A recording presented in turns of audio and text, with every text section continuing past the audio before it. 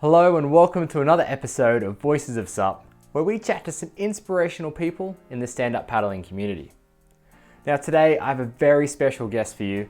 She's the Environmental Project Manager at Starboard. Now we chat everything about Starboard's sustainability initiatives, what they're doing to create a plastic offset program, how they're reducing their carbon footprint, and much, much more. Our guest today is Tasmin Chilcott, and she goes into explaining everything about how she got involved with environmentalism and also stand-up paddleboarding. Really hope you enjoy our chat with Tasmin. First off, I just want to get to know who you are. How do you describe yourself, and can you give us a background into your life? Yeah, so I describe myself as highly energetic with lots of energy and enthusiasm to put to everything that I do. So this comes in really well with the environmental tasks, like we juggle so much. So I put all my energy into that. It's with a genuine passion as well. Like I grew up in the southwest of England, like by the countryside and like by like all of nature. So I just want to like protect that all the time. Maybe sometimes they can be a bit like OCD about it, but I'd rather be like that than have no care at all. So that's about me and like how I feel about myself. What was the other question? Just a little bit of background into your life. Just maybe let's just start with how you got involved with stand-up paddleboarding, and then how you got also involved with activism and environmentalism. Awesome. Okay, so both of those come hand in hand with paddleboarding and environmentalism. So I used to work in London doing marketing and events and realised that it's just making people consume more than they need. And then I like went back for a surf trip back in Cornwall, and I was like, okay, I'm going to focus on doing something that I really care about now. So I went back to London and started volunteering with like the Whale Company. I heard about them through joining a Facebook page called Ocean Activists that Emily Penn recommended through one of her speeches. And then with the Whale Company, I helped them with their ginormous tour going from like the start of the source of the Thames all the way out to the sea. And on the way, they were paddleboarding on these paddleboards made from plastic bottles that they made themselves, which was amazing. So they were going to all different schools on the way, like educating children and getting messages from them, like messages in a bottle, which they tied together as like a form of bunting to give into Parliament. So I worked with the Whale Company quite a lot that summer. And then I went traveling for a bit. I went over to Tonga to do some microplastic research, like sailing around the islands there, which was nuts. Like there's uninhabited islands that just have so much plastic waste. Like you have like literally like a soup of microplastics on the coast, on the edges of the sand and everything, which is really sad. Anyway, I was traveling with them, and then I just carried on traveling for a bit. And then the Whale Company got back to me, and they were like, "Are you still traveling, or do you want to do some work now?" And I was like, "I probably should do some work." And they're like, "You can still travel," which is awesome. So that's how they put me in contact with Starboard, because they're working with Starboard before to develop their curriculum program, which we're working on at the moment. And they put me in contact because they were hiring for my role. So that's how we got in contact there. And I actually did more paddleboarding more than ever with Starboard now. Like I only paddleboard a few times before, but it's awesome now, and I'm really into it. Like it just seems like the go-to now, especially that everyone else is doing it because of lockdown too. It just makes all the sense. It's so easy. Yeah, that's fantastic. And what kind of disciplines do you do with stand-up? Are you out in the waves surfing? Are you flat water? Are you downwinding? I'm trying to learn how to wave surf now. I've just ordered myself a board, the wedge board from Starboard. So I'm super excited for that to come. Where I live right now, we've got all the waves ever, so it's ideal. But I've been doing, what I really love doing was the race boards in Thailand, which is awesome. So sometimes you go out into the choppy water of the sea, but quite often we're on the lake at Takri Lake, where our headquarters are. Nice. So Starboard's based in Thailand, and you're based out there year round. So before lockdown, I was based there the whole year round. So basically, we have the lake, and then we have our headquarters here, and our apartments are the other side of the lake. So it's so ideal. Like you just like go to work, you go paddleboarding, go wakeboarding, and then go home or like go wherever. So we have like, you live and breathe on the lake, which is awesome. And then it's so ideal for us as well. Like we can, like our R&D team can like test the boards, bring them back in. And it's like so good to watch them do that and like be there with them too. And it's also so helpful when you go to them, like what's, like you have a question about different materials, because obviously we're trying to work with them to find out what materials they're using and see if they're using anything that's more environmentally friendly. So it's quite Yeah, that's amazing. So do you paddleboard from the apartment across the lake to work? We can't do that because in between our Okay. apartment and the lake is a load of monitor lizards. Right. So we might get a little bit eaten. But our CEO Sven does paddleboard from his house to the lake. He lives on the other side. Oh, cool. Yeah. Very nice. Yeah. So let's get into the environmental work that Starboard does, because they do such a great, initiative with offsetting their carbon footprint. We know you're now carbon positive or with net zero. Starboard is known to be that market leader in sustainability. Let's talk about what people see on the boards first. They see a little sign that says the Hyredale Climate Park. Are you able to tell us a little bit more about that? Yeah, so the Tor Hyredale Climate Park is based over in Myanmar, and we plant with them through the Worldview International Foundation. So these guys are the top guys who know everything you need to know about mangroves, and they work with the local communities over there to plant the mangroves. So firstly, what we do is we calculate the carbon footprint and LCA of our boards to see how much CO2 we are emitting. And we also do that for the running of our business. So it can be for the electricity of our workshops and our headquarters offices, the travel of everyone, including our team riders. Everything we do for our carbon footprint is included in this. It goes up to scope 3. We fund the total, then we plant 10 times as many mangroves as we need. So then we go to Worldview and we say we want to plant these many trees. And then we head over there a few times a year to check in and see what they're doing, to learn more about it as well.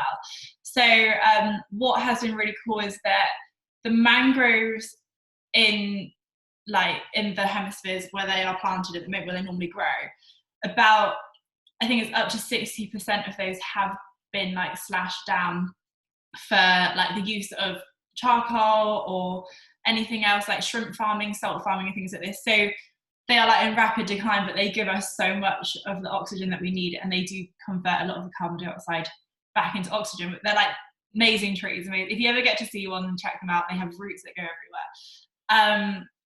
So what we're doing, what our plan was to fill up the Tor Hyredale Climate Park with mangroves, working with Worldview International Foundation. They work with all different companies and organisations to plant these trees. And now that climate park is full, which is amazing. So you'll see on our website there's some pictures, because we can go on a really high mountain and take a photo of you down. And it's literally looks like a field with rivers running through it, but it's all mangrove trees and all rivers and stuff. So it's really cool. It's amazing.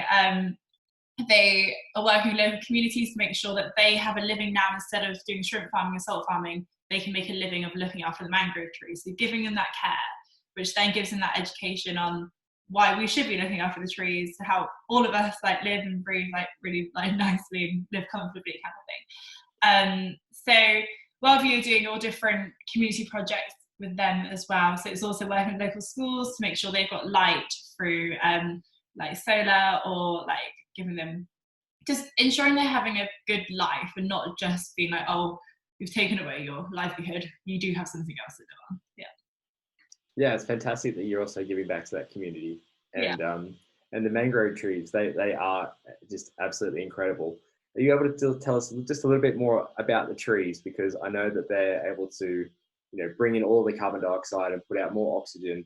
And also, how many trees have you planted? Because the number you told me before was just unbelievable. Yeah, so we've planted 500,000 trees so far. So that's accounted for all of our CO2 emissions that we've managed to calculate ourselves in the last few years, because we've only started doing the carbon footprint since 2016.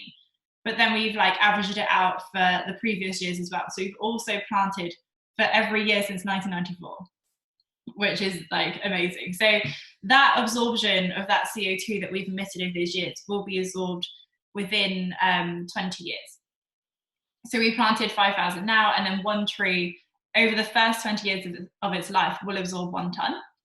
So that's what they're doing within 20 years, and then they keep going on like that, living like that, and keep taking in the carbon dioxide to let out the oxygen. They also act as like a natural sea defence between the water and the land. So if there's any like monsoons or strong winds or strong waves, they'll be able to act as like a natural barrier to break down that the impact kind of thing.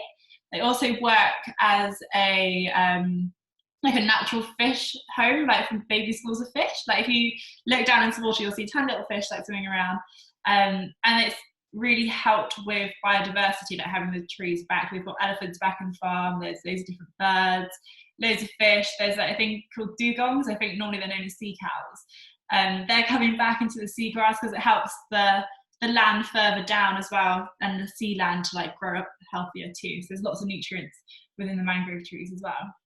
And then when the mangrove trees absorb the CO2, they absorb it through their leaves, and then the oxygen then comes back down into the ground. So the carbon dioxide sinks back down, and the oxygen comes up through all different routes. There's like new routes and like other routes that like poke out everywhere. So yeah, there's a lot going on in those trees, and there's like I think normal trees do this too. Like if there's something not quite right in the water or the air, there's a lot of like sulfur dioxide, I think it is, in the mangrove park.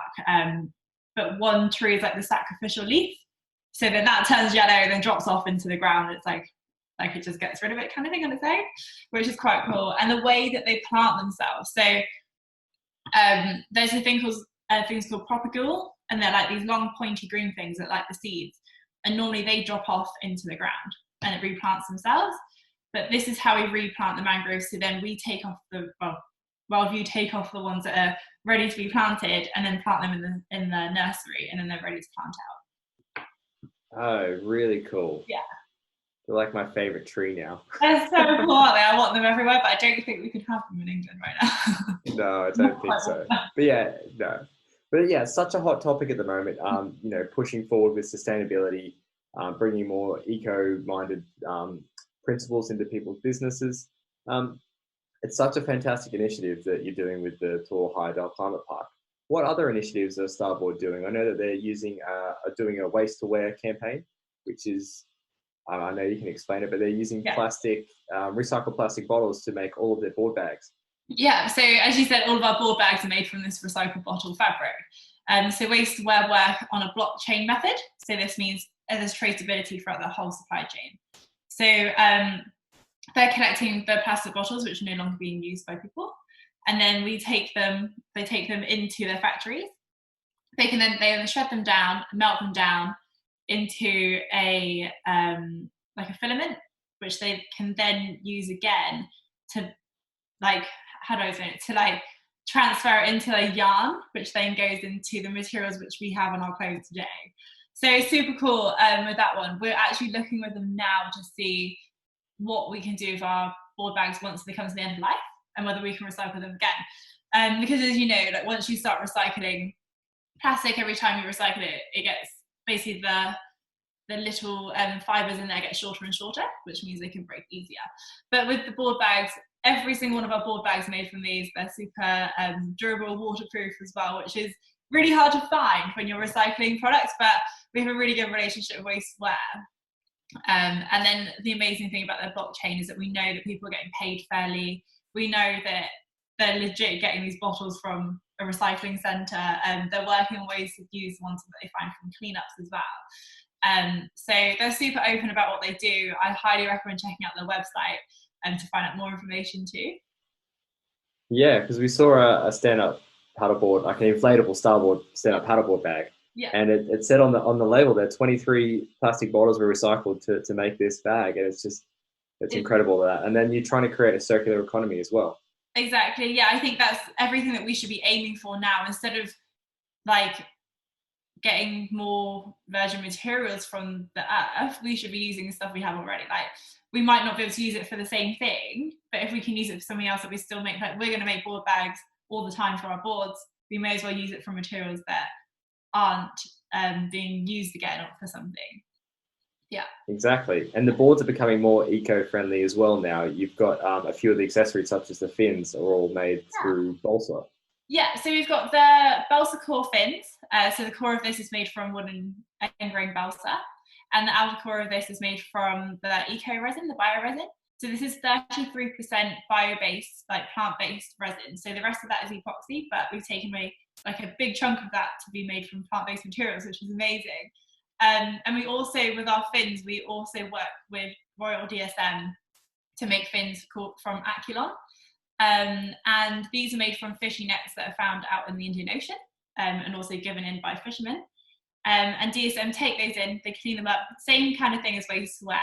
They clean them up and they cut them down, they put them into filament, and then we can use them again for materials such as fins with these fishing nets. So we're really lucky with these as well, that they're super strong, they're super durable, there's not too much flex in them. So that's awesome with the fins there. And also with our boards, there's different layers, obviously so many different layers within the board construction.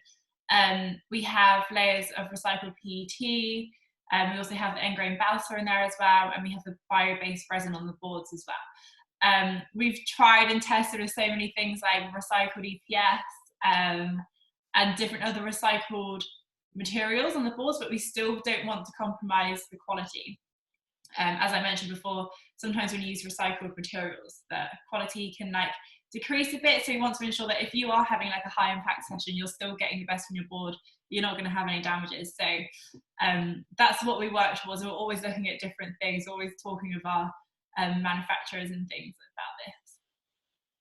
Yeah, amazing. Are you able to run us through the other initiatives that you're currently working on as well? Sure. So one thing that we all deal with like day to day is packaging. You can receive anything in the post and you always forget, like, oh God, I forgot that comes in plastic. You're like so annoyed. So what Starboard did a little while ago when we were working closely with Parley is they have the avoid, intercept and redesign method. So this is when we were like, okay, like we can look at our, like the way we work and see how we can like either redesign or like avoid things and then like keep going. So what we did is we worked with a plastic disclosure project as well to work out how much plastic we use within the company.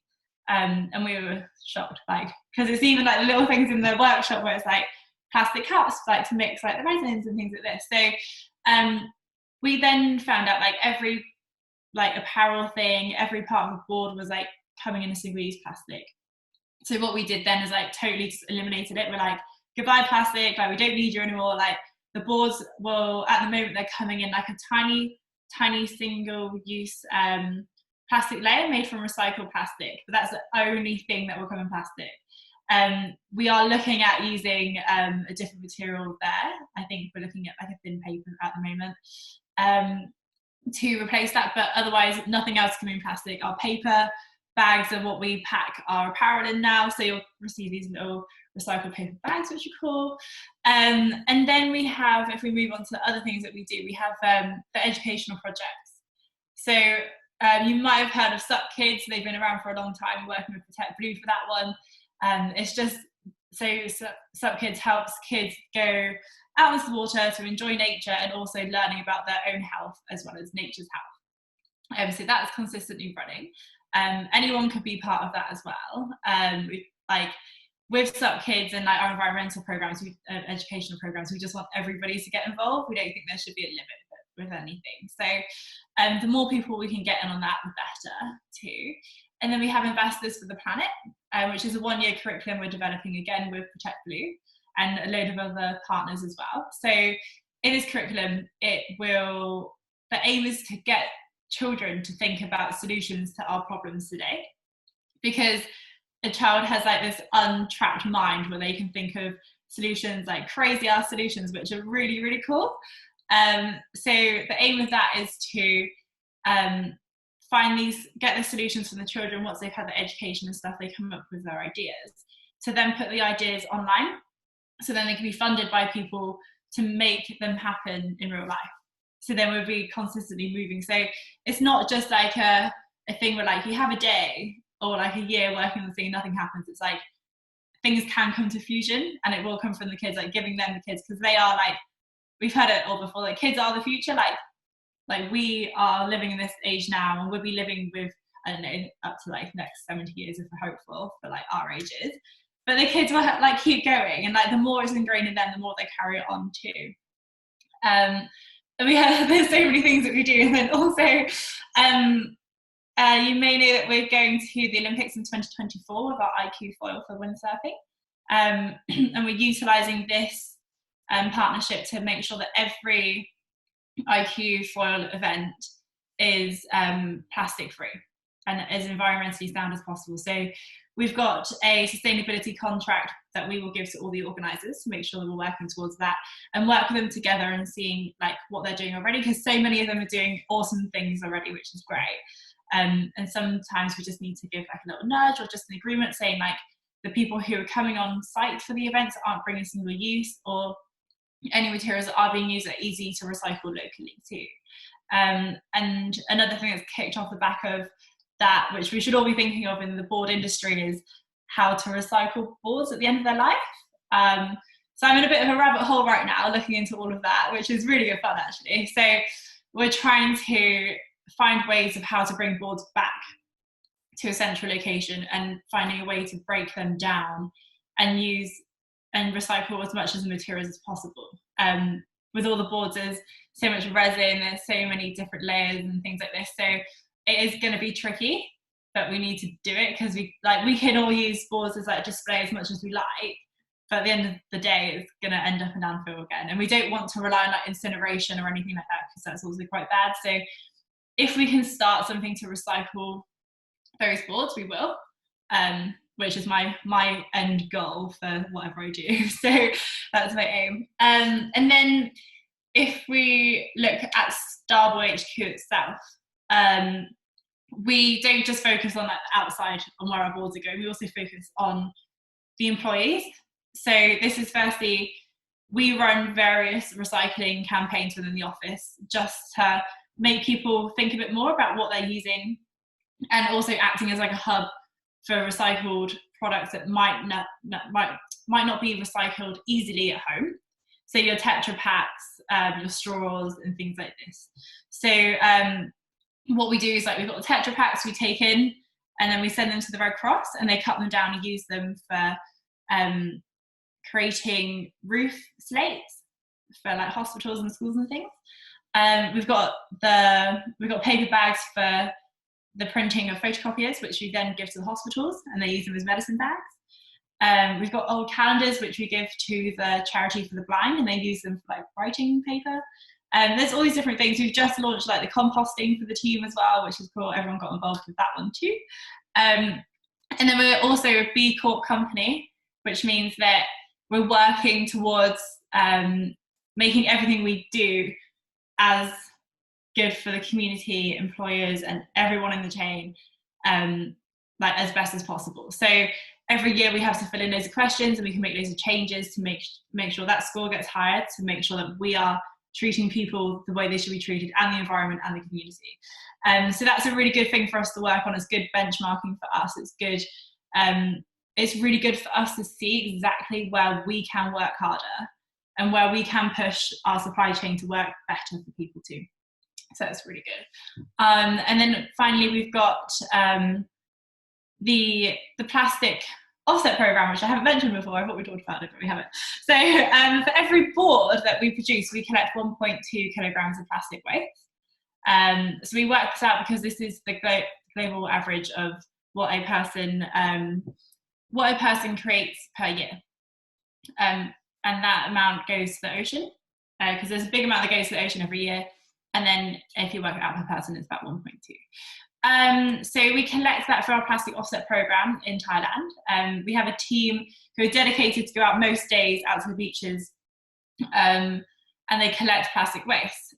So their goal for the previous year was 50,000 kilograms, which they collected, which is insane. So they're actually out at the moment on the beaches every day because monsoon season is bringing up so much plastic waste. I can send you photos, show you photos. It's just covered on the beach. You can't see the sand, you can't see anything. So they're out every day collecting this. They then recycle as much of that as they possibly can. We also find so many fishing nets and we give them to a local company to also do the same as what we do with our fins. And we're trying to see if there's a way that they can work together there so our supply could be in Thailand, which would be awesome. So that's like a day-to-day cleanup thing that started with being at Sven's beach house and Sven going out with his housemaid and collecting the rubbish on the beach, then going out on the water, then coming back, and there's just like loads of plastic again. And that loop they've got so annoyed at, and they're like, we need to work a way of like getting this better for now. And then eventually someone was like, okay, so we will work our way so people get paid for collecting this trash. So then we tax ourselves internally on every board that we sell to then pay these people to like go and collect it. Which is quite cool because they also get more of an understanding of like what is right and what is wrong with environmental stuff. Like it's not normal, they shouldn't have to do all this. So it's not a long-term solution, but it's helping for now, I think too. And then with cleanup, we also have the Trash Hero community.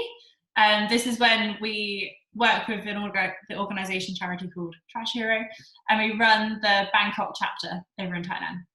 So this means we go out once a week to collect waste from the local community area. And we get volunteers come and join us if they want to every week. And we also get our team at Starboard HQ to join in as well. So the aim for that is to clean up the local area for a lasting change.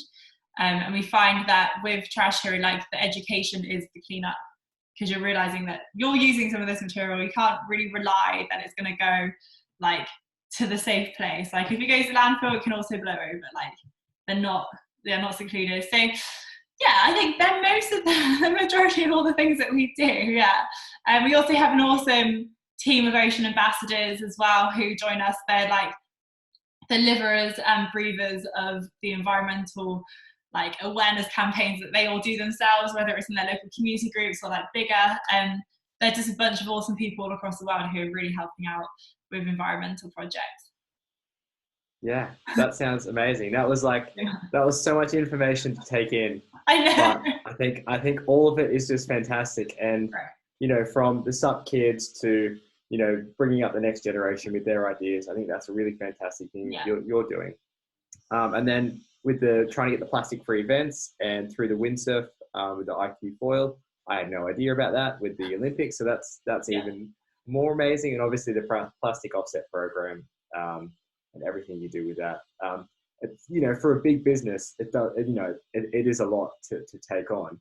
What would be some advice you could give to the viewers that they could just take back and maybe just do one thing to implement into their day-to-day lives that they can, you know, maybe get rid of plastic or maybe, you know, do some carbon offset of their own?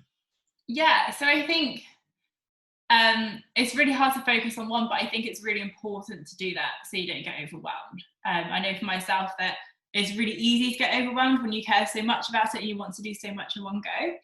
But I suggest like to just reduce like one item a week of plastic. Like if you can buy something and you can like just search for the alternative of that. So you don't necessarily always need to buy it in plastic, or you can find your local refill bulk store as well to bring in your own pots and things to refill. Carbon footprint wise, there you can plant your own trees through Worldview International Foundation, or you can find local trees in your local country to plant as well. It might take a bit of searching, but you can always do that. And also, I know we've heard about it so much when we've grown up, but car sharing, so your footprint isn't going higher. Like I know that we can't travel so much right now anyway, but I think it's kind of a blessing that we can't fly so much anyway at the moment. But still, like we're traveling places, if you can hitch a lift with one of your friends and jump on with them too. Yeah, I've seen a lot more signs just around in England recently, more about car sharing and doing, obviously wearing a mask, but doing all of that safe things. But yeah, car sharing is a big one for sure, and traveling less and doing it that way. I also think with like the stuff that you buy, if you can try and get it locally, that's also a massive step. Carbon footprint, food footprint, plastic footprint, everything in one go. Definitely buy locally. That's 100% the way forward for sure. Yeah, which is great. So with all the environmentally friendly products that you do, have you seen a big shift toward customer habits in their buying towards Starboard in the brand itself? Yeah, so from my feedback, I didn't really look at the sales side of things, but from my feedback that I've heard from our team who go to like the exhibitions, it's the same as what I receive when I talk to people about Starboard, is that they're choosing to buy the environmentally like better choice when we're doing like the projects or better materials. Like people just seem to be choosing us over that, to be fair, which is really, really nice to hear. It's nice to have that support because Starboard have been absorbing the cost for like all the environmental stuff anyway. So that's quite good to hear that it's being beneficial. Like it's making people think more. Even if they're not buying the product, they're still thinking that Starboard are like doing so much in the environmental terms, which is good to know. Yeah, definitely. Is there anything we can look forward to in the future that Starboard might be working on? Yeah, so I don't know if I can share so much. There are some things coming out with our like boards and fins and things, but there's something that Starboard have been working on the side, which is a clothing brand. So the clothing brand is called Somewhere, and this is basically to make sure that we are using materials which are as sustainably as possible, and that people are getting treated well and in good working conditions too. But not only that, like someone can then become like an activist for buying from Somewhere. So for example, like if you bought a jumper, you can make yourself 1,000 times climate positive, because we'll be planting 1,000 times as many trees as we needed to for that garment. So whatever it's producing in its production, we then plant 1,000 times as much to absorb that. We also then collect the beach plastic waste for our PEP program with that jumper or whatever you purchase as well.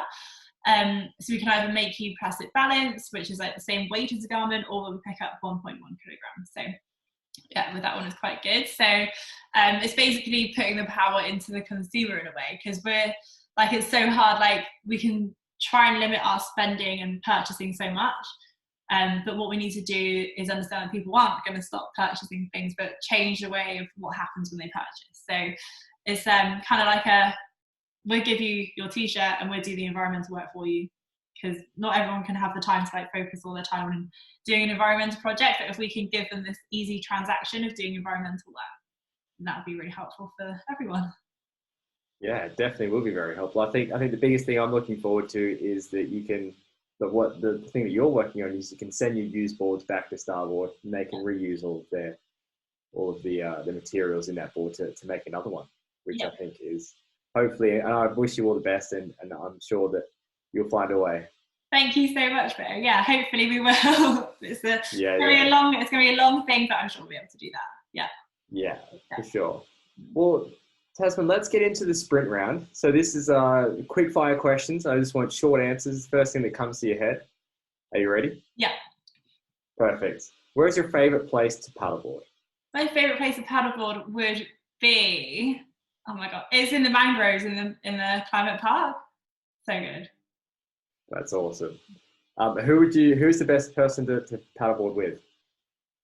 Be my colleague, Rothio. She's amazing. Yeah, she taught me so much about paddleboarding. She's been paddleboarding her whole life, and then she's been helping me out with the race boards on the choppy water and everything. So she's the best. Oh, nice. What board would you take out? What's your favorite board in the Starboard range? It would be the All-Star. Yeah. It's like such a versatile all-round board, isn't it? Yeah. That's good.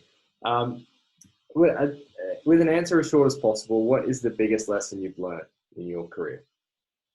Oh God, the thing that I've learned so much, I think it is just keep having your persistence.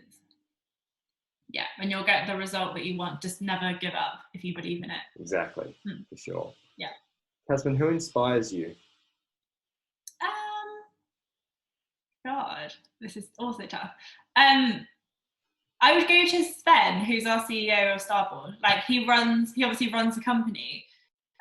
He has such a passion for giving people the best boards ever, but also has the passion of really, really helping the environment as much as possible, doing anything. And he's the one who's also like, we will get this.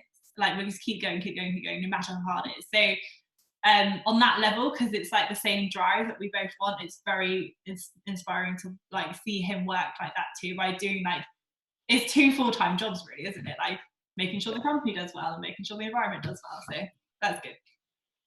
For sure. What are you most looking forward to in the near future? to find a result on how we can recycle the boards at the end of the life. I'm so excited. I know that we can do it. We all need to work together and share. I'm going to keep all our findings out there. So I'm really looking forward to getting that done. Yeah. Nice. Final question. If you could choose anyone in the world, dead or alive, who would you choose to paddleboard with and why? Oh my God. There are two people. There's one dead and one alive. So it would be Dr. Tor Haradel, the guy who founded the climate park. I know that he's an avid paddler. But obviously David Attenborough is the king of environmental, the king of care. And I think he'd be awesome to paddleboard with. And he'd just like give you a running commentary wherever you are, like, this is, and I just have so many questions and I think I'd be in awe. Yeah, I think we'd all be in awe if David was on a paddle with us. It'd be amazing. Yeah. Yeah, exactly. Tasmin, is there anything else you'd like to share before we finish up this video chat? I think it's I just want everyone to do the best that they can. It might seem intimidating to even start it, but you can all do it. And thank you all so much for tuning in today and listening to us. Thank you for tuning in to another Voices of SUP episode. Tasmin's insights today were just amazing. I really hope a lot of the other stand-up paddleboard brands get on board, get themselves certified as a really sustainable company, start implementing some of the initiatives that they're doing into their brand as well. We really need to see more people and more brands getting involved with that, reducing their plastic, also offsetting their carbon footprint, and just becoming a much more sustainable brand as a whole. Thank you for tuning in to this episode. I really hope you enjoyed it. We look forward to seeing you on another Voices of SUP really soon.